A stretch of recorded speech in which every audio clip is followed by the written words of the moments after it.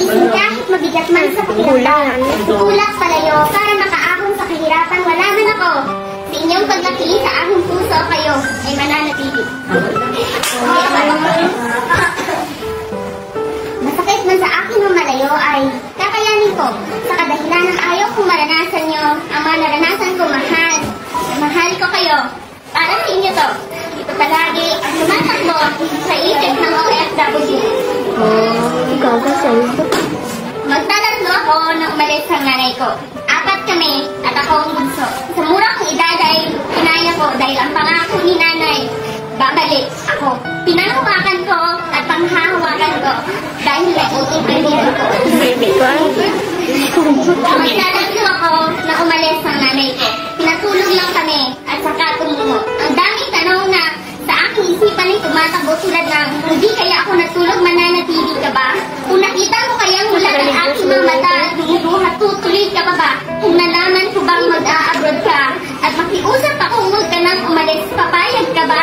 Pero kahit di ako natulog, kahit mulat ang aking mga mata at dumuduha, kahit makiusap ako huwag ka nang umalis, ay wala na akong magagawa dahil buo na ang iyong pasya. Nakita mo man ang unang tawa ko, nakita mo man ang unang iyak ko, narinig mo man ang unang salita ko, nasaksihan mo man ang unang lakad ko, ang unang pagkatapa at pagbangon ko, ang unang beses na kumain ako.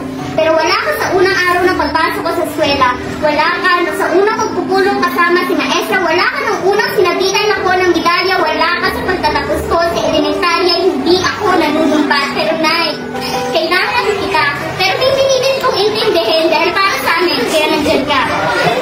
Ang hirap na makena, wala ka ng laro. Walang nanay na mag-aalaga sa akin tuwing nagkakasakit ako. Walang magtuturo sa akin tuwing grab na ako sa assignment ko. Walang iyakap sa akin tuwing may napagtatagumpayan ako. Pero ramdam kita dahil nandito ka at mananatili ka sa puso ko. Gusto ko ang mga pag-ugoy mo. Gusto ko kung susuklay mo ng buo ko. Pagpili ng idadang nito, pagluluto ng ulam ko, yakap at halik mo. Miss na kita. Gusto ko na ulit makulong sa bisig mo. Ilang taon na ba kitang hindi nakakasama? 2 taon? Higit pa?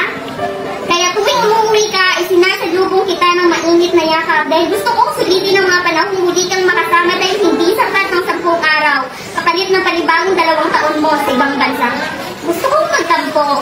Ilang okasyon na ba ang wala ka sa tabi ko? Kaarawan, graduation, bagong taon, Pasko. Oo, nakukuha ko ang lahat ng gusto ko pero hindi material na bagay ang nais ko kundi ikaw sa bawat okasyon at yakap ako. Kaya pilitin kong palitan ng bawat butil ng pawis mo. Sasabayan ko ang sakripisyo mo. Sa darating na 6 pang taon, hindi na mabigat na meleta ang bitbit ng mga kamay mo. Hindi na passport at